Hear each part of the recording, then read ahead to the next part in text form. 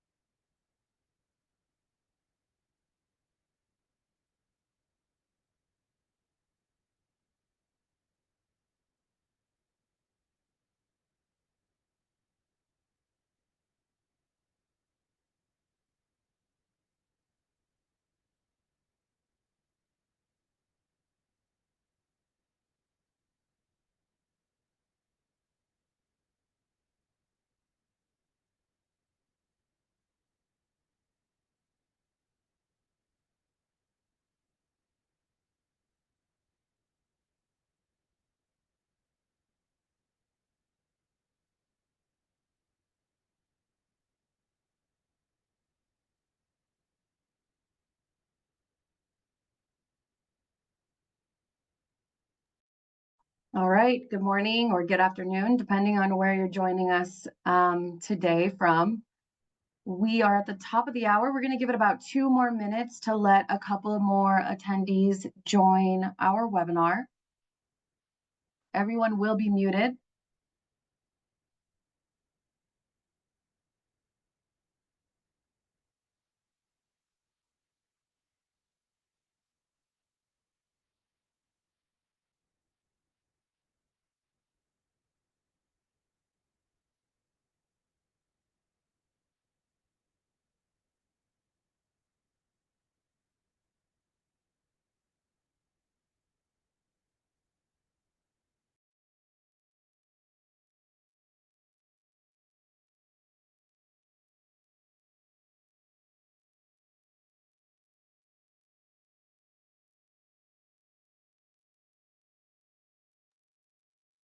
All right. Good morning or good afternoon, again, depending on where you are. We got a couple of people joining our call. Just want to let you all know all attendees are muted. We do have a Q&A session, and you can ask any questions in that box. We will address them at the end of our webinar. All right, and we'll go ahead and get started. Welcome to Carefeed's webinar, What the FTag? Kind of how we all feel when survey comes into the building, right? Avoiding citations using effective admissions and discharge policies or practices. My name is Brittany Avery. I am a Carefeed Client Success Director with a past history in skilled nursing facilities, supporting admissions and marketing with education and training. This discussion with us will be found on all of Carefeed's social sites. So please route there if you'd like to revisit our discussion by the end of today, tomorrow. I'd like to start by welcoming our expert panelists. We'll start with, just a second here, Brian from Health Services Management. Brian Jackson is Chief Quality and Risk Officer. Brian also manages the AIT program and has a master's from the University of Florida. Thank you, Brian, for being a part of our discussion today. We really value your feedback and knowledge. Next, we have Bob Lightfoot, healthcare attorney and RN for Reinhart firm. Bob has extensive experience advising nursing homes and assisted livings on compliance operations and licensing. Bob works closely with the state and federal agencies such as the Department of Health and CMS. Welcome, Bob. Thank you again. Excited about all of the knowledge that you're going to be able to share with us today for admissions and all those fabulous FTags. Lastly, we have our very own from Carefeed, Zach Degn. He is a healthcare software specialist and a nursing home administrator. Zach has operated several skilled nursing facilities from the Midwest to the West Coast. So again, welcome and thank you all for joining us today for this discussion on what the FTag. All right. As individuals that work in skilled nursing facilities, we all know the challenges we face when it comes to regulations related to FTags, workforce challenges, and limited resources. In my experience with admissions, the intake process with residents and families is critical. First impression is a lasting impression, and it also can lead to compliance outcomes. Today we'll be discussing understanding FTags that impact the admission and discharge process. Our experts will be able to provide information staff can use to avoid those citations. We will also address any legal, policy, and political changes that will impact admissions and discharges, such as recent changes announced by CMS, which I'm really excited to have Bob kind of talk to you guys a little bit about that today. The future of arbitration agreements, we all know how critical that legal document is in our communities and presenting that upon admission. Bed hold compliance, power of attorneys, identification, documentation, and discharge requirements. With that being said, we'll go ahead and just jump right in. I'd like to first start with our expert, Bob. Bob, I'm really interested in your insights. Can you please tell us what a FTag is and why they're so critical? Sure. And thanks, Whitney, for having me on the panel here. In some very good company. So an FTag is a federal. F stands for federal, and federal is. There are federal regulations that cover the operation of skilled nursing facilities, and those are implemented by surveyors in every state who come in and do surveys. And FTags are important because those are the citations. There are some couple hundred FTags that are directly based on the federal regulations that a surveyor can cite, all the way from administrative citations to, as you can imagine, vast majority being clinical citations.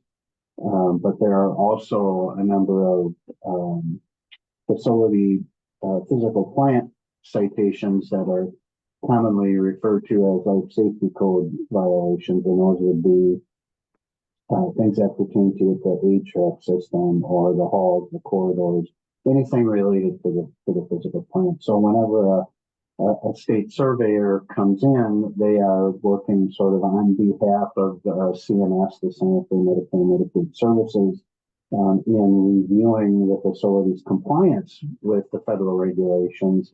And then what you receive is commonly called a 2567 or a statement of deficiency, and that will put the federal violation in the form of an FTag on this 2567 document, and then it will go into great detail as to how the facility failed to comply with that particular FTag. And the facility then will get an opportunity to dispute that or to accept it, and life goes on. So that's basically what an FTag is. Yeah, and it is important. I think especially too, like with that initial admission process, when you have a new resident coming in and you're checking the room, physical plant, making sure that beds are positioned where they should be and not too close to each other or to the wall, because those could be fire hazards and things like that also could turn into FTags. So that's really great information. Can you also identify some of the key FTags related to admissions and discharge with that initial process? Absolutely, and just so the audience understands, in November, the CMS kind of redid their admission, transfer, and discharge. That's how it's referred to: admission, transfer, and discharge.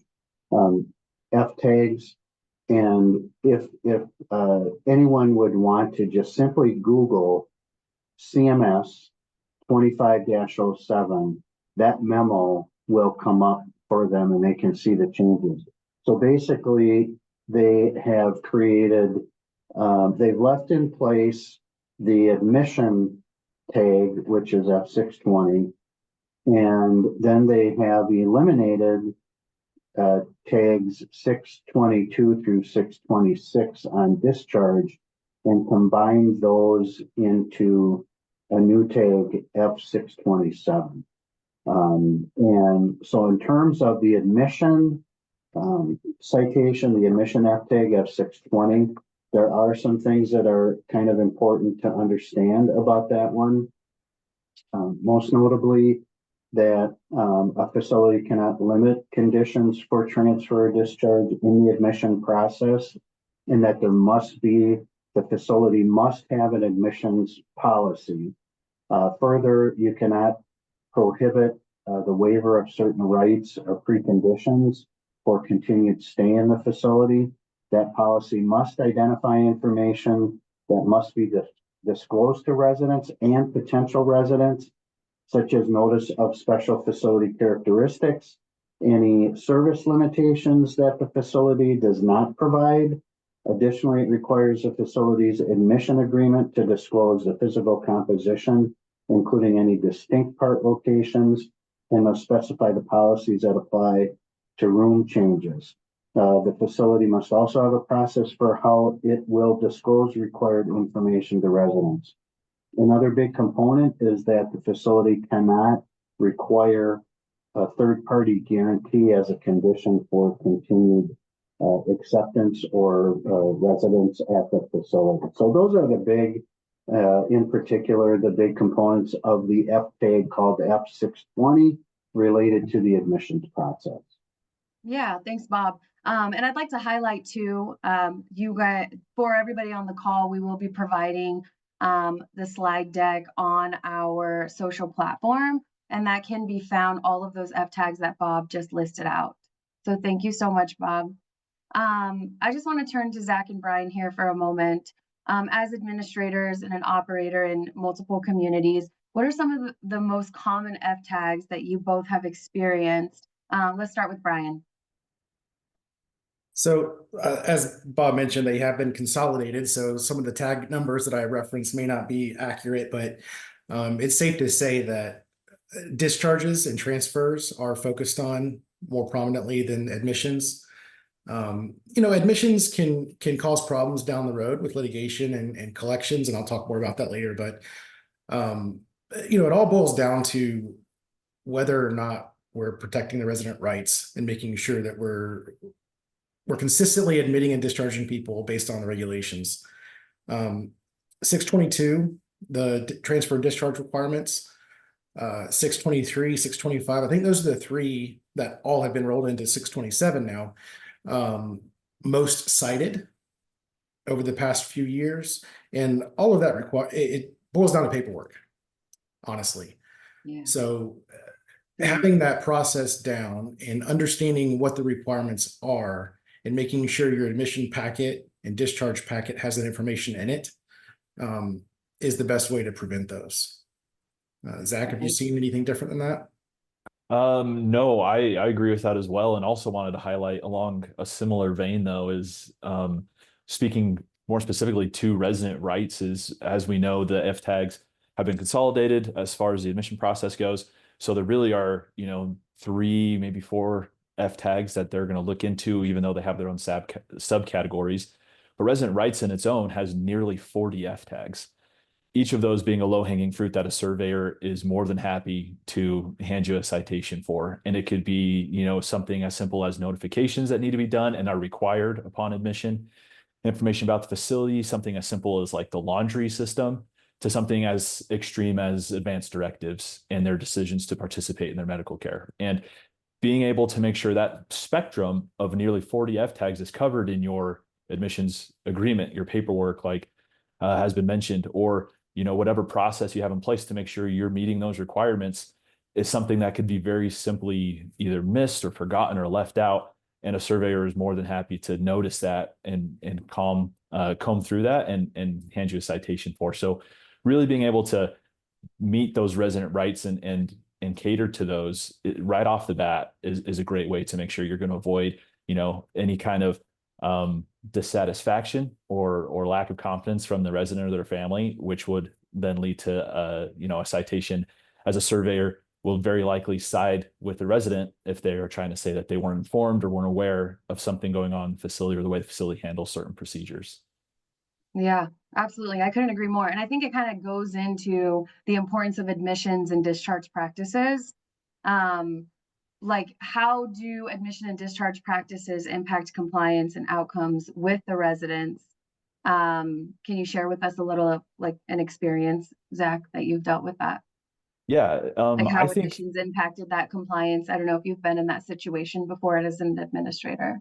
more often than I'd like to admit, of course. And I think the biggest thing, obviously, and I found in my career, if we focused on the resident outcomes, more often than not, the compliance aspect would come with that, right? If we tried stressing the X's and O's, trying to just meet those requirements at a bare minimum level, oftentimes we'd get caught up. We would either leave something out or something would have been done maybe in the best way. But if we were trying to really focus on the resident outcome, making sure they felt confidence coming in, and it's a huge trying to understand that shift of lifestyle, that shift of perspective that happens when they enter your facility, even if it's for a short-term or long-term stay, making sure they feel comfortable, confident in what's going to happen in the facility, introducing them to key members of your staff, and helping them feel a sense of understanding of what's going on really will help mitigate issues down the road. Making sure that information is accessible to them, answering their questions in a timely manner is going to avoid complaints, is going to avoid grievances, and having other survey action down the road. I think the greatest testament at the onset of a new resident is having them feel comfortable to come to you and answering that question right away. And you will hedge off so many of your issues. Nothing is worse than having a resident admit and having a surveyor in the building 3 days later because they're not happy or they're confused about what's supposed to happen. And so being able to hedge those off right out is I think the best way to get that done. Yeah. And I think as we're talking about admissions and discharges and those policies and those packets and those communications and notifications, I think it's good to highlight too, for all the admission directors on the call or even the operators, is just like keeping in mind frequent flyers too, right? Patients that are constantly in and out, sticking with and knowing what those new compliances are when it comes to discharging residents, readmitting them back, having to go through the process again of the documentation. Sometimes that can get lost, right? So Brian, as an operator, can you just share with us how admissions and discharge workflows impact the facility's regulatory standing and star rating? Before you answer, I want to highlight star rating. As an admissions director previously, I can't even share how many times I've got calls from family members. Hey, we're looking at your star rating, or we're on CMS website, right? And being able to answer those questions. But what about those workflows that impact those compliances?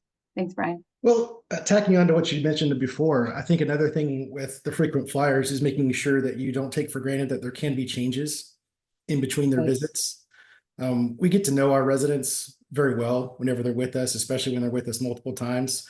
And, sometimes we treat them as family, and that's great, but they do have their own family, and those dynamics can be ever changing. So it's really important to make sure we're doing that intake the way we would do a new resident, just to make sure we've captured all that. But to your point, the most obvious thing with the star rating is the health inspection and the citations that you can get from admissions and discharge issues. The scope and severity points that go along with those are tiered based on whether it's an isolated event or a systematic issue. And that can scale pretty quickly whenever you're talking about one person not having a form in place versus the entire system breaking down and just not following the process that you should be following based on the requirement. Right.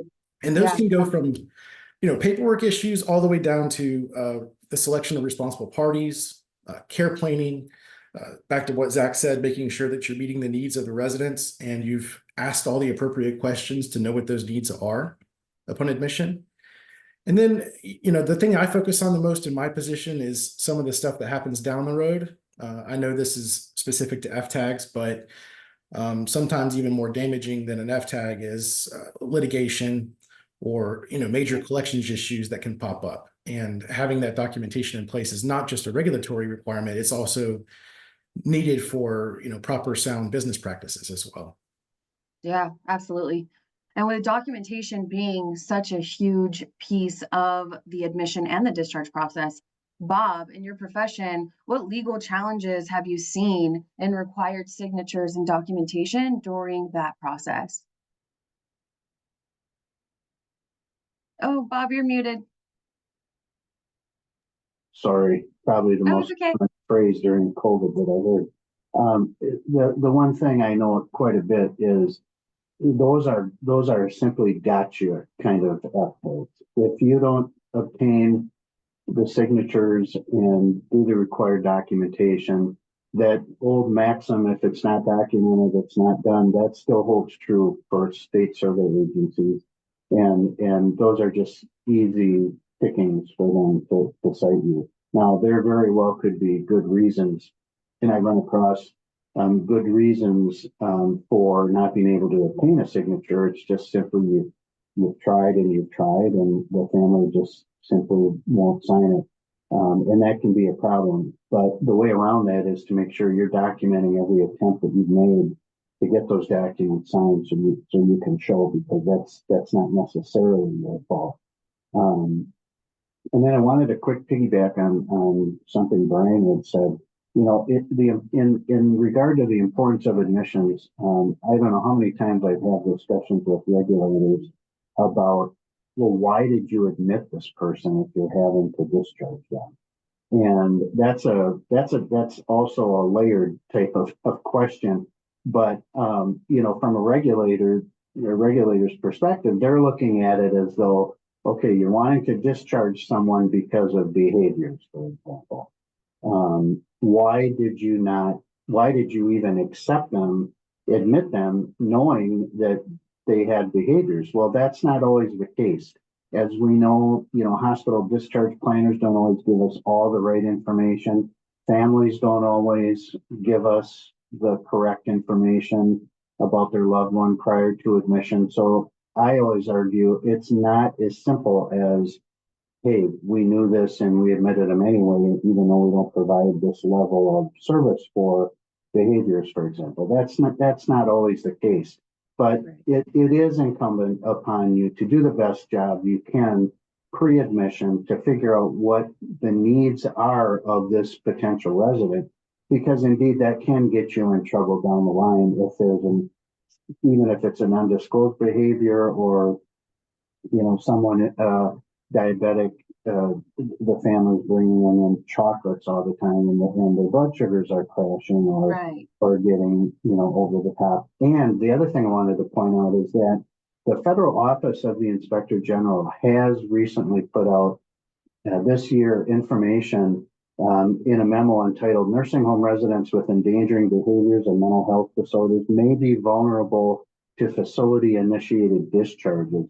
And so the federal OIG is seeing this as an issue, and therefore I'm seeing it as an issue for skilled nursing facilities, that they may want to be on special guard of these issues, because I think this is going to be a focus on an ongoing basis of survey activity. In other words, looking at your discharges and determining if they were appropriate or inappropriate, which can lead to an F-27 FTag citation for inappropriate discharge. It's very, very prescriptive in that FTag on how you must proceed with a facility-initiated discharge. In fact, I think they did away with that was part of the revision, was getting away with this term, facility-initiated discharge. I call it involuntary discharge of a resident. You have to be very careful about how you proceed with that. Right. Yeah. And I think that kind of ties into is just like making sure admissions knows the discharge process. Those conversations are being had upon admission within 24, 72 hours, whatever that requirement is, just to make sure that the facility can stay in compliance with that. Brian, how do you ensure that all the information is communicated to your residents, families, staff during admission process, discharge, care conference process, and that follow-up? Can you walk us through that? Sure. So My background is as a nursing home administrator as well. I did that for 8+ years. Still feel like I'm kind of in that world. The thing that is missing though is the day-to-day face-to-face interactions that I used to have with residents and their families and our staff. So it took a minute for me to reflect on this, to remember exactly what the process was from a personal perspective, because I can cite off, what you need to have as far as documents and the order of operations to get people signed in. But the most important factor with that whole process is communication. And it's not paperwork. It's not giving them a piece of paper and having them sign it. It's making sure that they understand what those documents mean.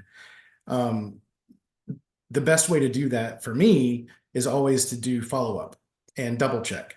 So you have the process where people are signing their paperwork, but you also need that secondary process aside from the care plan to make sure that they understand what they're signing, what they have signed, and also the rights that they have for withdrawing those authorizations and changing the designated parties that can make decisions for them. That's where a lot of the issues arise in my world, is where we have the documentation, we might have a signature, but it's very difficult to show that that person understood what they signed. And more importantly, folks sometimes get the wrong signatures. So the family is the one that's complaining 6 months down the road that they didn't know or weren't aware of what was going on. Whereas we got the resident to sign the paperwork whenever they were first admitted, and we have not been communicating with the family. So being cognizant of who's making the decisions and who's going to be involved all the way through their stay is very important. So that goes to the post-admission and discharge follow-up with your people. Just making sure that you talk and communicate with the right people. It's not just paper compliance. Right, right. And Zach, can you elaborate a little bit more on the importance of scheduling care conferences within the required timeframes? Sure. And then what strategies do you recommend as an administrator to kind of streamline those processes? So Yeah, within absolutely. 48 hours, Oh, you gotta sorry. have. Oh, Go ahead. I'm sorry. Go ahead, Brian. What are you doing? I was gonna say within 48 hours, you got to have your baseline care plan. Yeah. And that needs to be communicated to the resident and anybody else that's involved with that person's care. That's an opportunity to make sure you're meeting their needs. Back to what Bob was saying earlier, just saying you can't meet someone's needs is not a basis for discharge. You got to really be able to prove that over time. And generally what happens is you have family members that argue with you and disagree, but if you've communicated to them what the expectations are in the beginning and have been talking with them all along, then it makes it easier down the road. Right. Thanks so much, Brian. And what about you, Zach? Can you just elaborate on that a little bit? And then any strategies that you could recommend in streamlining that process, Zach? Yeah, no, and I think Brian did a really good job spelling that out and why it's so important. And there are these timeframes of 48 hours, 7 days. And I think that, so much depends on that first 48 hours to 7 day interaction with the resident in the facility and their family. And it's going to lay the groundwork for their entire stay, whether they feel satisfied, whether they feel happy, or if they feel like, they haven't had their needs met appropriately. And so much of that, exactly what Brian said, comes down to the communication that you have with that resident and their family members. Having this type of care conference or some type of, hopefully it can be done in person meeting with the family, the resident, and these key members of your staff are going to lay that groundwork. Hopefully it builds a level of, professionalism and confidence that they have in your facility, knowing what the need is of that resident and spelling out a plan of action of what they're going to do to help you set that or find that need. And hopefully if that leads to, discharge or back to their previous state was, having that relationship built is going to really speak to the professionalism of your staff and your facility.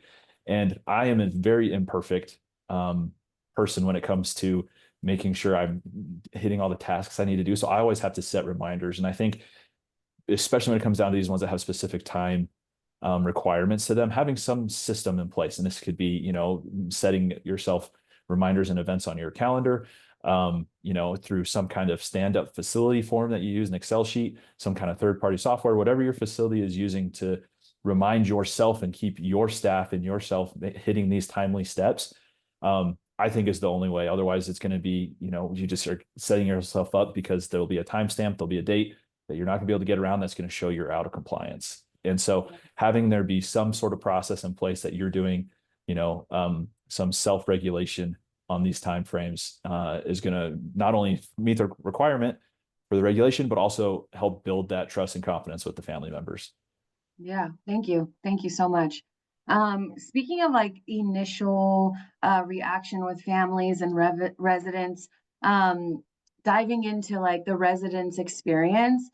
In my past, working in skilled nursing facilities and educating admission directors, even some marketing directors as well, because they're hand in hand with facilitating that transfer for the resident. I think the experience of the resident is super critical. Just some best practices that I'd wanted to share on this call today was providing a what to expect document, having a call with the resident or the family member, letting them know like, what room number they're going to be in, who their doctor is going to be, what different events they can expect while they're in the community. There were so many times where I had the opportunity to not just call a resident, but actually go to the acute hospital they're at and meet with them at bedside. And so for me, as an educator in the admissions realm, that initial experience was always the most important, making sure the room is ready, making sure it's compliant, making sure their admission agreement is already done before they came into the building. So I knew I wasn't going to miss any signatures, right? Brian, is there something that you can share with us on how your admissions teams prepare for that initial intake, or what kind of experience your admission directors provide to residents and families prior to that process or in that process? Sure. So notification of resident rights is a big deal, and that's where a lot of this stems from. Making sure they're aware of the grievance process for the facility, the fact that there is a resident council, possibly even a family council, giving them resources for the ombudsman. They're all steps that you can take to direct them towards your internal quality control, for lack of a better term, Right. versus having to go to a surveyor, or just worse, having a bad outcome and not feeling like they were heard. So, I think making sure they have those resources and, a what to expect list, like you mentioned, whatever you want to call it in your community, Right. is really important. Right. Yeah, no, absolutely. I lived by a what to expect flyer. I would go to the hospital with a little goodie bag, a little what to expect flyer. I just thought it was so important. Like when we go to a hotel, we have so many resources to know what we're expecting when we check into our hotel, right? And from my very first years of an admission director, I was told, please don't look at this as just a skilled nursing facility. We're a place where residents are staying here short term, or this is their home. This is where they live. This should be their thriving, living environment. And that's kind of something that's always just stuck with me. Bob, I do want to talk a little bit about minimizing risk. What are some of the biggest risk facilities face when admission practices are not being followed? Well, obviously there's regulatory risk, and you're going to have surveyors scrutinizing that process. And because of this OIG memo that came out this year, my view is that will come under increased scrutiny, at least in the short term here in terms of survey activity. So admissions processes are going to be scrutinized as our discharge, because discharge is, as I said before, very prescriptive. You have to really hit all the elements of a notice, for one thing. Giving notice, there's specific requirements for what has to be in that notice. You don't want to keep having to reset that 30-day target if your notice is not up to snuff, and that notice does get scrutinized, especially if that discharge is appealed. So again, documentation. I'll touch a little bit on arbitration. Arbitration cannot be required in Yep. skilled nursing facility agreements. However, if someone, prospective resident wants to agree to arbitration, they can, but mandatory arbitration agreements are not permitted by federal regulation in skilled nursing facilities. So you cannot Right. require that, but that only means that your documentation really has to be as good as you can get it. Yeah. Thank you, Bob, for touching on arbitration. I know that that could be a big one.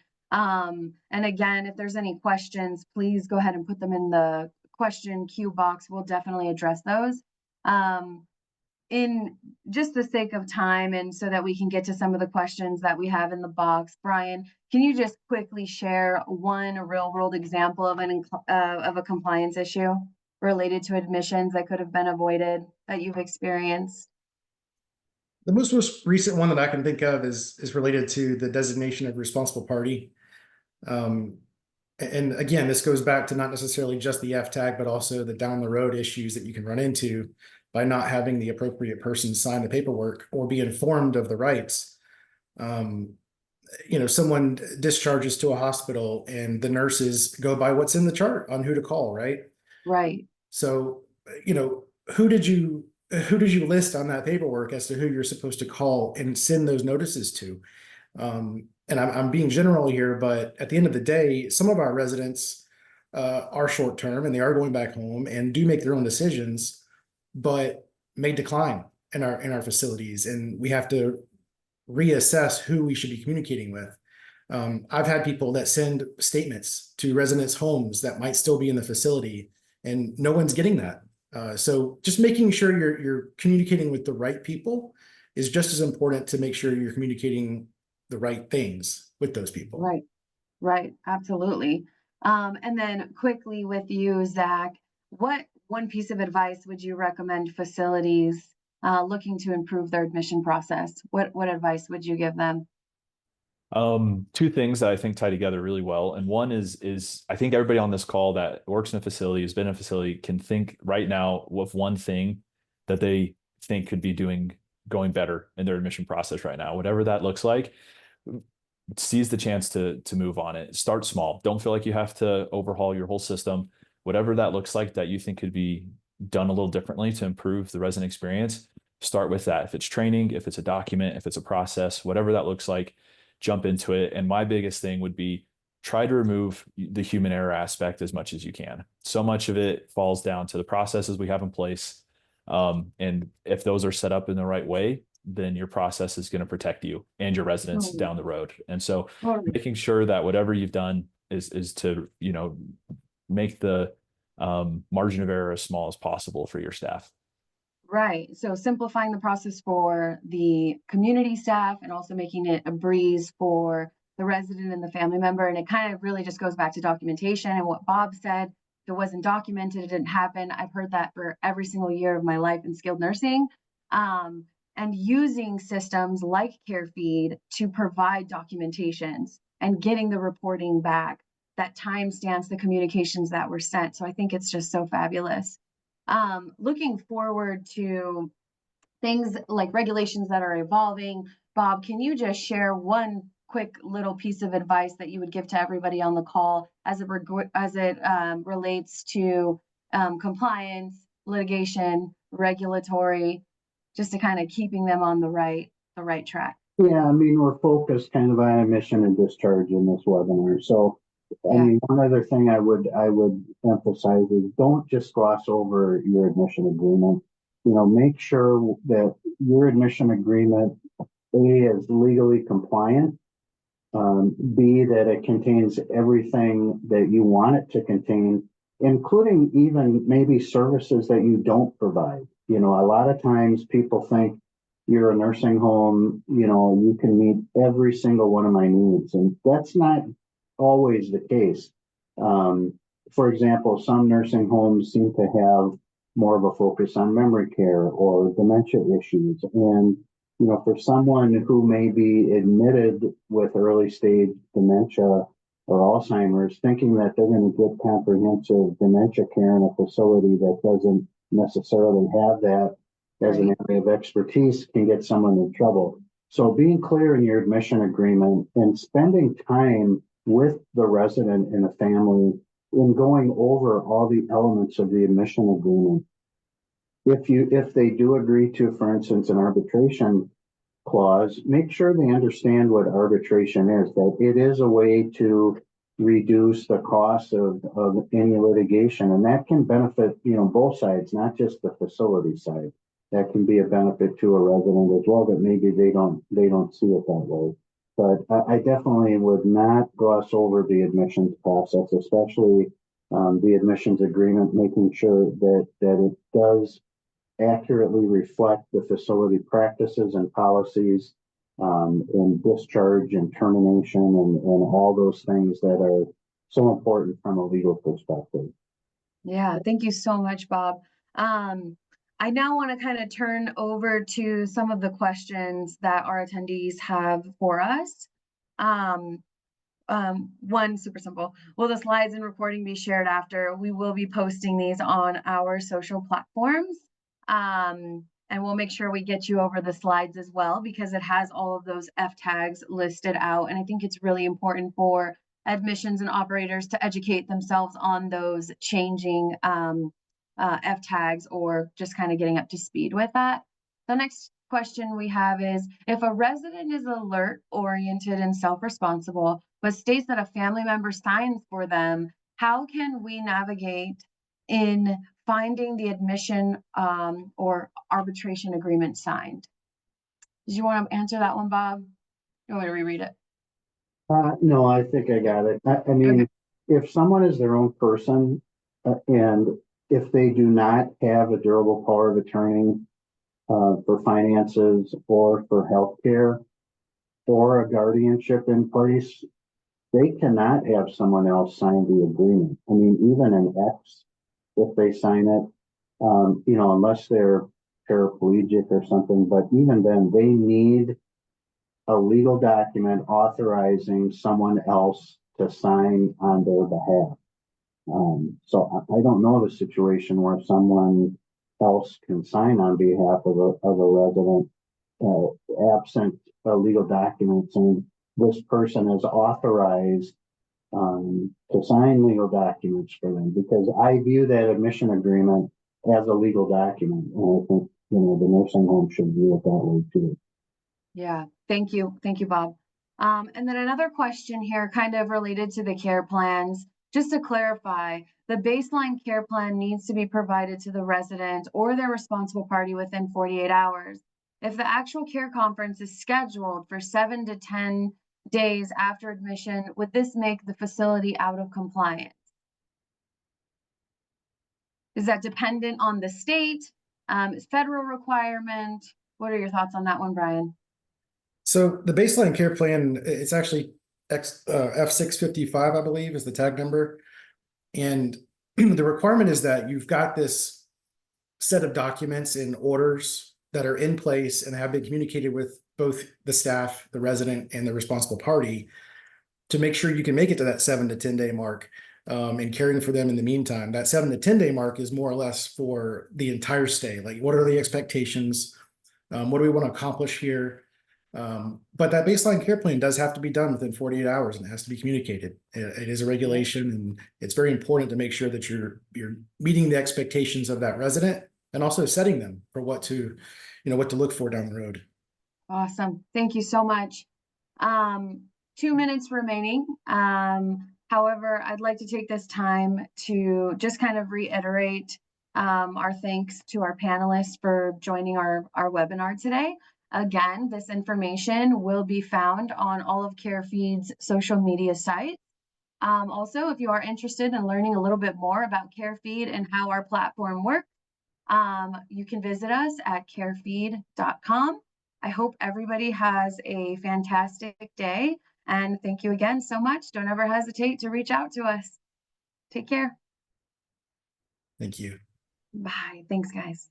Thank you. Thank you.